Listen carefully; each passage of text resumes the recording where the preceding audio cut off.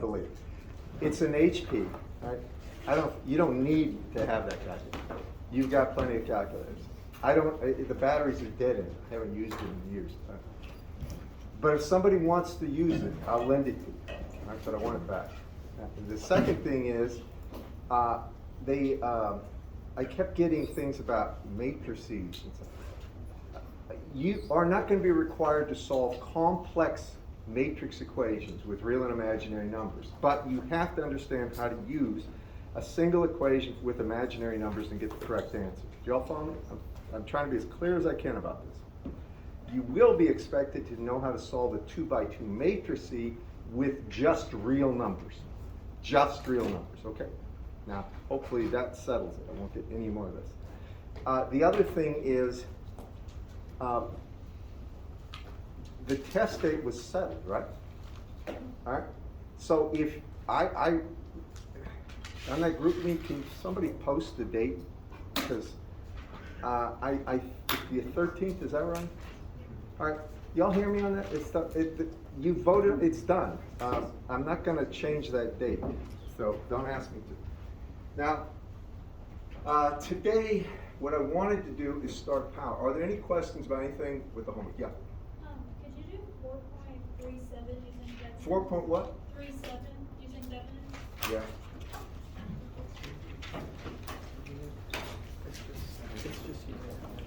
And then we'll pick up on power, because I don't want to get too far behind.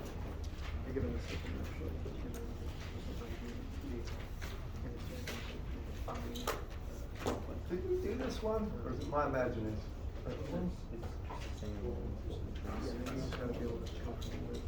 Oh, we didn't do anything, We did do What we did.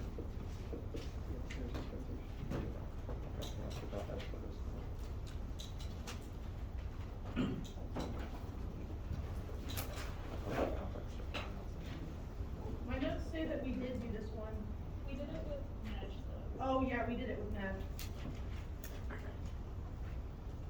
That's all right. We'll do it with them.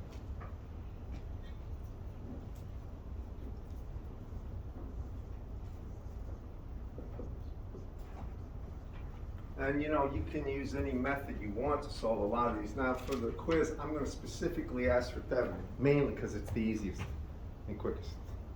Just cutting to the chase on that one. So for this thing, they say use Devenant's analysis for this problem.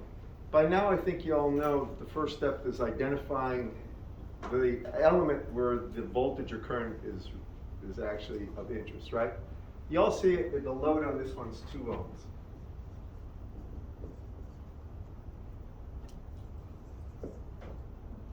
And then you remove it.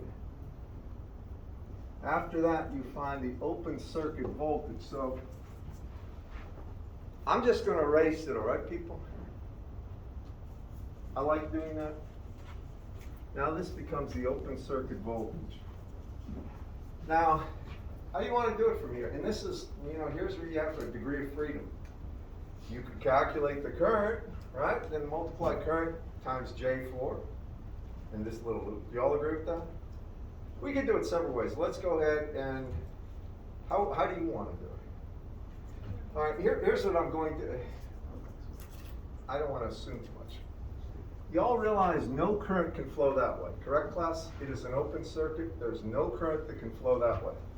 So in this loop, we have 2 series elements. Do you agree with that? In series with this voltage source. Do you agree?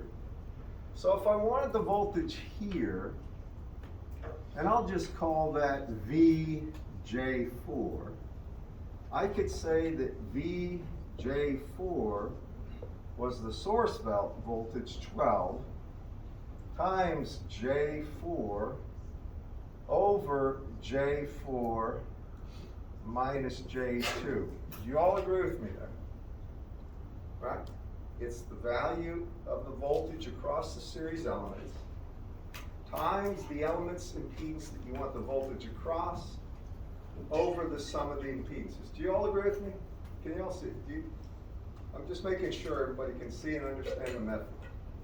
Now, what I'm going to say here is J4 minus J2 is just J2. Do you agree?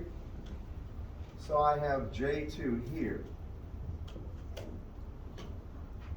And everybody sees the J's cancel each other out, correct, class? Can you all see it in the back, by the way, far back? Sure, the J's go away. And I have 4 by 2 or just 2. So this is simply 24 volts at 0 degrees.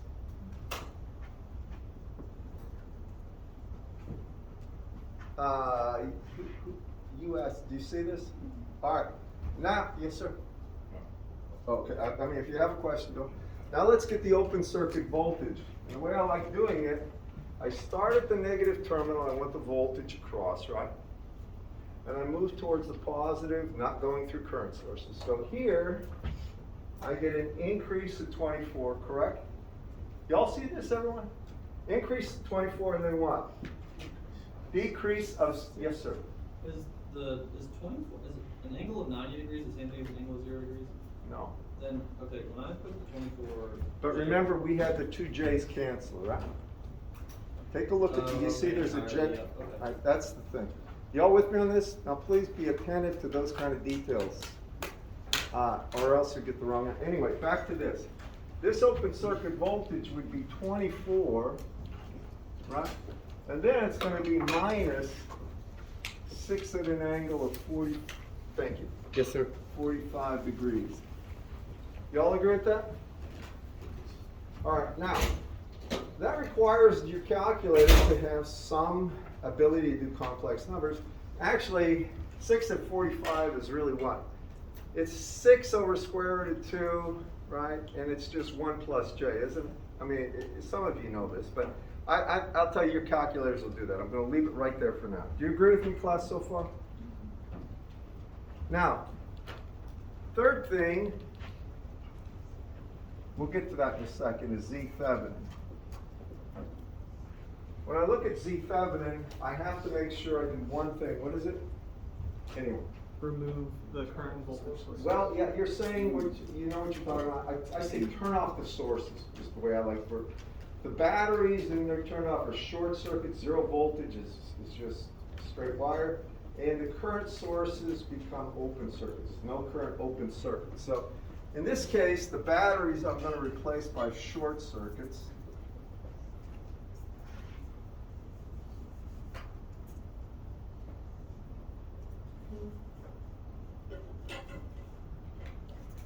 And now I need this Z Thevenin right here.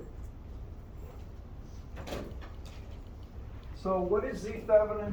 Now I want you to take a look at this. Can you all see that those 2 elements are in parallel? Give me a show of hands. All right, now I want to make sure you can see this, because when I say parallel, they have to have the same voltage. It makes no difference how these things are oriented. It's how they're connected that becomes important. If you want to actually know, take a marker or a pen of a different color, one color, start at the top point where you want to see what's in parallel or series, and go until you can't go anymore. Then take a pen or a marker with a different color, start at this point, and everything that has a black and a purple marking between it is in parallel. Do y'all follow me? They're in parallel, not series. If they're in parallel, Z Thevenin I can get by taking the first times the second over the first plus the second. And here, what do I get? Well, on the bottom, I get J2, right? Here, I'm going to have 8, correct? And I have J times J is minus 1, where the minus is plus 1. Do you all agree with that, class? Take a look at it. 4 times 2, 8. J times J is minus 1, but there's already a minus, it's plus 1. How many see this right here? Can you all see it in the back, guys? All right. Now, at that point, I know I have 4, but usually when I have 1 over J, I make it minus J, don't I, class? Isn't that the way to go? Sure. So just make that minus J 4 ohms, and that's Z Thevenin. You asked me about this. Am I answering these questions? Do you got that? Yes. Now we'll assemble the circuit and solve for the output voltage. These are getting the parameters that will be used. So now for this one up here, coming back to it, on your calculators, what do you get for a magnitude and an angle? Or a real and imaginary part, either one. 19.76 and 4.25. 19.76, and go ahead. 4.25 I. Minus, right? Minus J. Minus J 4.25 volts. Now, can you give that to me in a magnitude and angle? It'll be a little over 20, and it'll something negative, maybe minus 20 degrees, something like that. 20.208, the angle of -12. All right, you with me, everyone? And that's the open circuit voltage. So now I'm going to go ahead and draw my equivalent circuit for this and solve it. Bless you. All right, for this one, I start by putting my V open circuit here,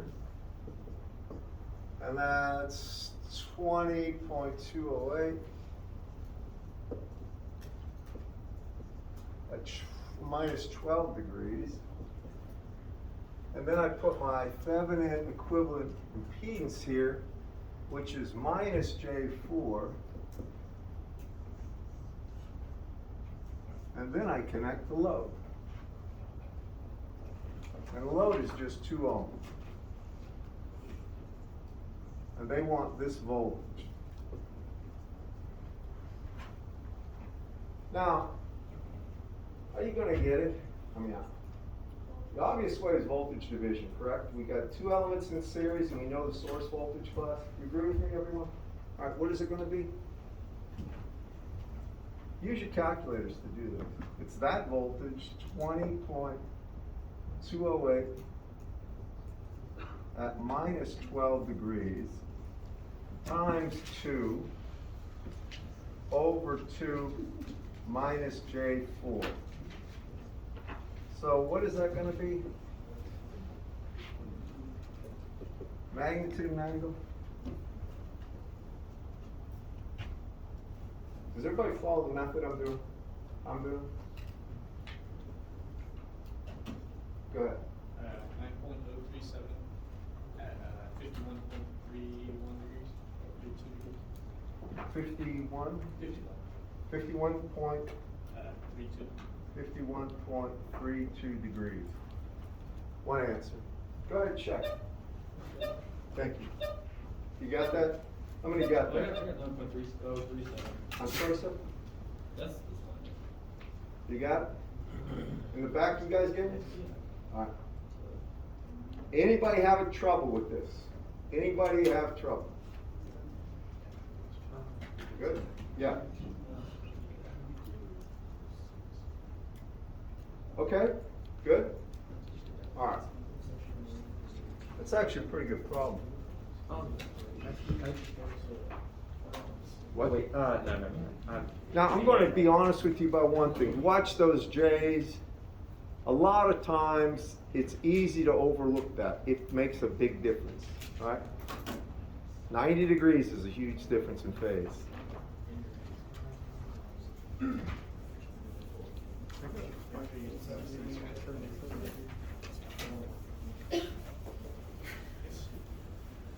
On a slightly different note, are we favored against LSU or not?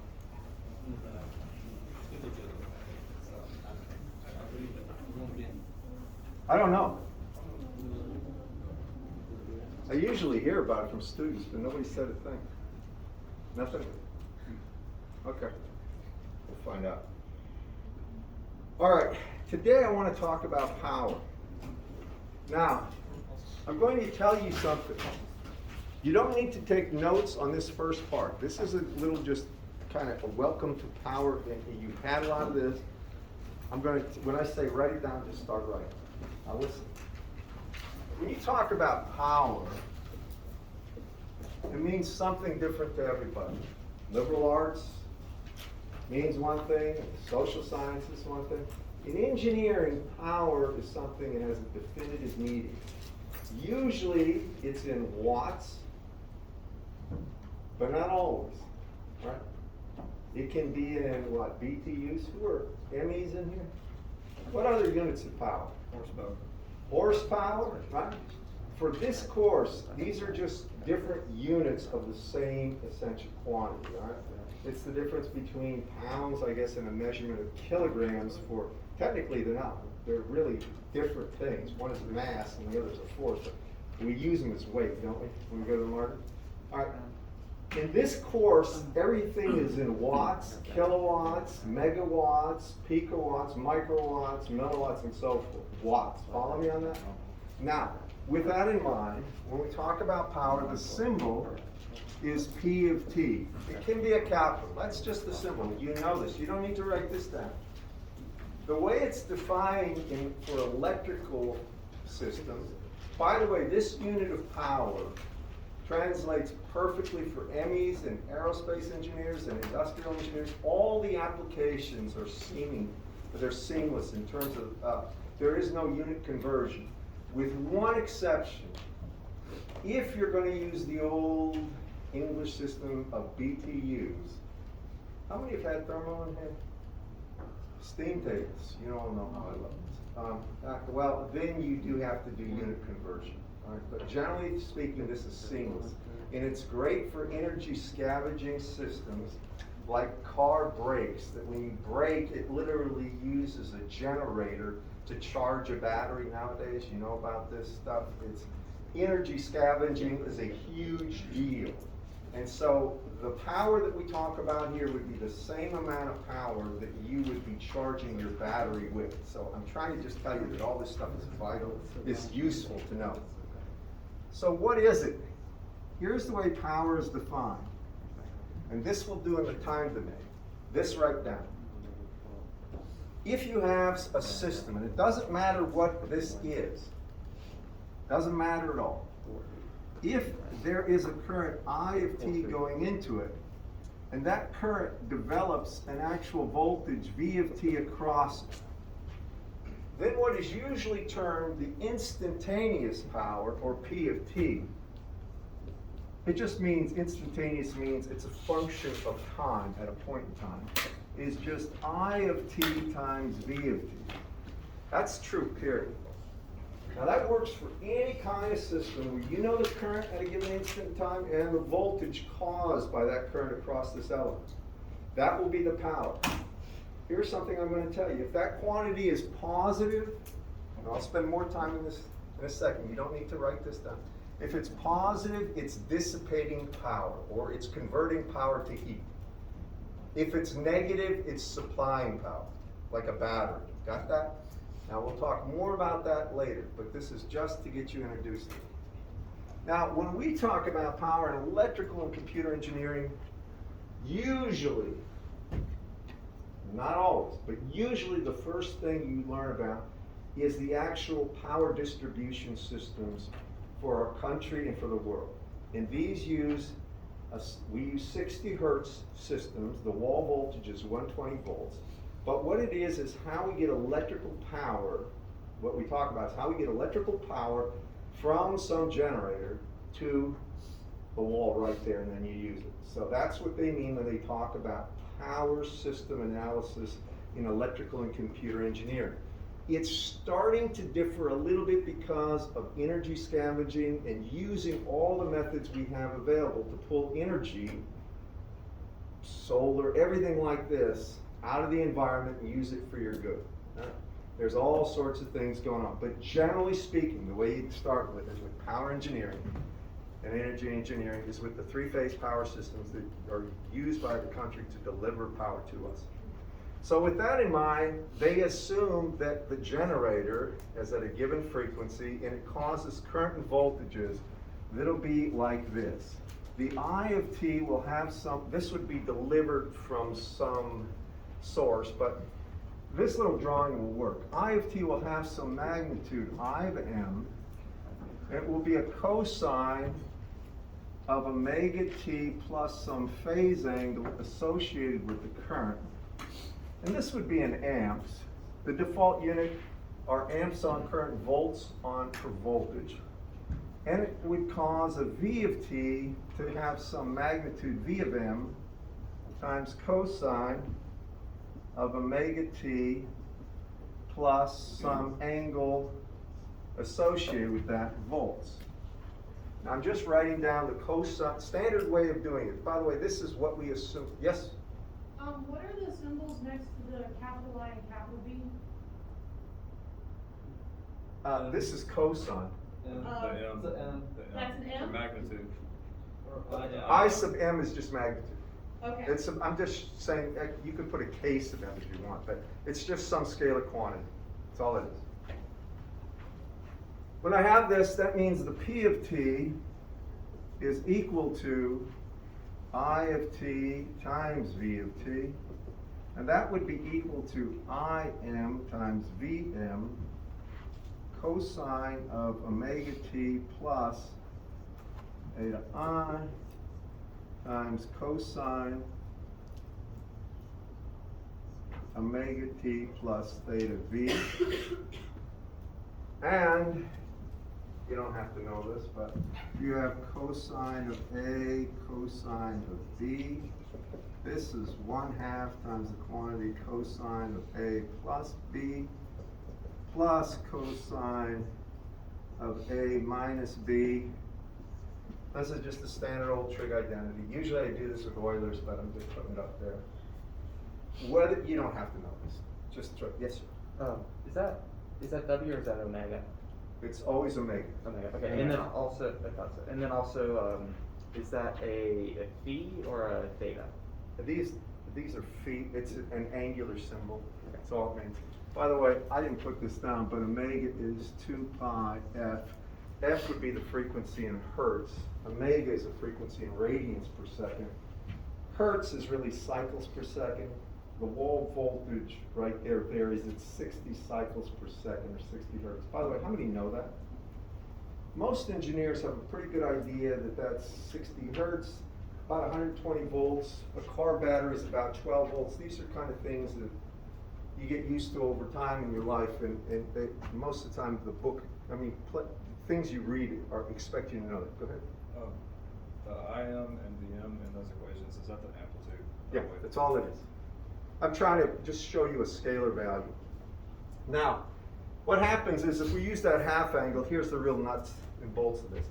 This comes out to be 1/2 Im Vm, and then it's going to be cosine of 2 omega t plus theta I plus theta v plus 1/2 Im, I said m, V of m.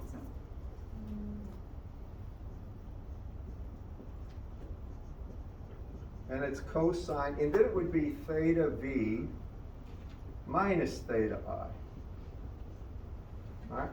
That's the instantaneous form. Gonna make one comment here, and this is the important part. Now, are you gonna be tested on it? No. Should you know it? Yes. You see how this is cosine of 2 omega t?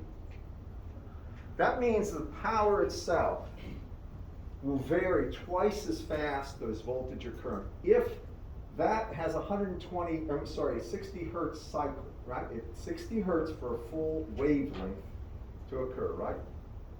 The actual power would be 120 hertz. Now here's what it means. See those lights up there? They don't flicker at 60 hertz. They flicker at a rate of 120 hertz, or 120 times a second, because the power itself will be varying at 120 hertz. It'll go from 0 to a peak value, 0 to a peak value, 0 to a peak. Y'all follow me on that, class? If you actually plotted this versus time, and you don't need to, but I'm just going to tell you what it would look like. It would start, and it would do this. Where this would be 0, and this would be the peak value, which would be Im Vm.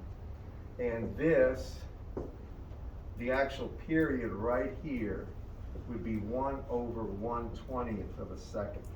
It would vary that fast. Y'all follow me in this class? That would be the magnitude, right? Huh? That would be the magnitude. of the Power right? would only be positive. Take, if you look at that, right? And I want to I'm not gonna spend a lot of time on this, let me just make one point about this. The thing is, the flicker rate on lights and everything is twice the frequency at the wall. That's something important, all engineers should at least appreciate. Because the flicker rate is what affects your eye. I don't know if you realize this, but fluorescent lights, I've been told, I am not a medical person, because of the flickering, they cause your eye to tire. Natural light, wideband sunlight outside doesn't, and incandescent lights. Has anybody else heard this besides me? Well, that's why you, when you take the video, you sometimes you see the wave. Well, it's strobe effect, yeah, that's a different thing. But, and I am not an expert on this, so don't quote me. I do know about both the actual luminescent spectrum versus frequency from these lights is much different than natural light of the sun. And these things have 120 hertz frequency. Now, there's a lot of studies on the effects of this that you can look into yourself.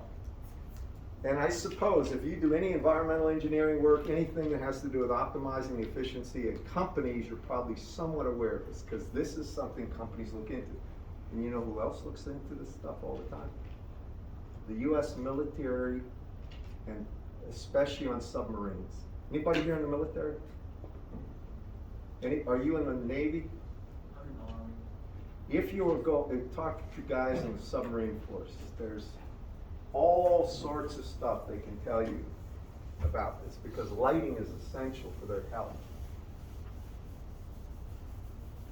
Anyway, now that I've said that, I get to something that is the bottom line in this. We don't talk about instantaneous power most of the time.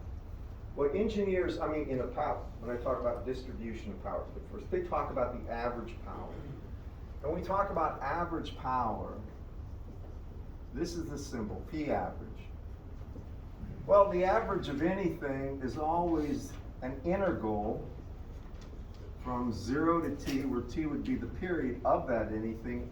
In our case, it's P of t that I had down there, dt, and t would be the period. Now just think of what's the average value of the temperature, average value of anything in your field of interest. It's always something where they integrate versus time, if it's a time average. The value of that variable and then divided by the length of time. Do y'all remember this? Well, when we do that for what I had up there, there was a cosine of 2 omega naught t, 2 omega t. And if you integrate a cosine function over a period, or 2 periods, or any n periods, you get 0. Y'all follow me? A sine or a cosine integrated from 0 to 360 degrees will be 0, because the area above is the same as the area below the curve, always. However, you get an average value that will be equal to 1/2 Vm times Im times the cosine of theta, well, called phi v minus phi I. Now that's the phase difference between the current and the voltage. And that is called the average value of power. It is in watts. And it is the thing that we care about most. Now here's why. So you're probably wondering, well, how do I get this? And what does this really mean? I'm going to show you, okay? So, when I take a look at this, what's implied here is that if I had this little element, and now I'm going to go out of the continuous time domain, and I'm going to say my I here is some Im at an angle theta m, and it gives rise to a voltage cross here. You'll notice that these things are now in the phasor domain. I'm showing you just magnitude and angle, right? I don't need to put down the cosine of omega naught t, because I know for average value, this is the information I need. I need that angle. All right, I won't use theta, I'll use phi sub m. And then it gives rise to a voltage plus or minus V of m at an angle phi sub, I call it m, call it I sub v. The average power associated with this element would be the magnitudes divided by 2, so it'd be Vm Im over 2. times the cosine of this angle, or I'm sorry, theta v, phi sub v minus the cosine of that. Now the nice thing about this is cosine is an even function. So if you get these backwards, it still is right. You know, cosine of minus 10 degrees is cosine of 10 degrees. Y'all with me on this class? Which is nice, but I'll talk more about that later. Now, if you have a pure resistor, and I'm going to stop here and then give you a quiz. If you have a pure resistor here, R, then if you have a voltage V across it, the current I is just V over R, and there is no phase difference. Do y'all see that, class? Voltage here doesn't matter. If the current is going to be in phase with it, there'll be no phase difference. So the average power associated with the resistor is simply equal, for assuming it's cosine variation, 1/2, and then you could just put an IMV or 1/2 V squared over R. And I'm going to go through all of the permutations of this. If you looked at the average power and you had an inductor or a capacitor, I'll do this next time, you would find the average power dissipated by either a capacitor or an inductor is 0. They are elements that you just take energy, create a field of energy around it, and then extract that energy from that field. They do not dissipate energy. Only resistances dissipate energy. Y'all hear me on that? That's the one thing. So the average power dissipated by resistors is the important fact. All right, I'll give you a quiz. Could you do me a favor? Make sure you have one completely empty desk between you and the next person, spread out as much as possible. I'll probably move some of you around.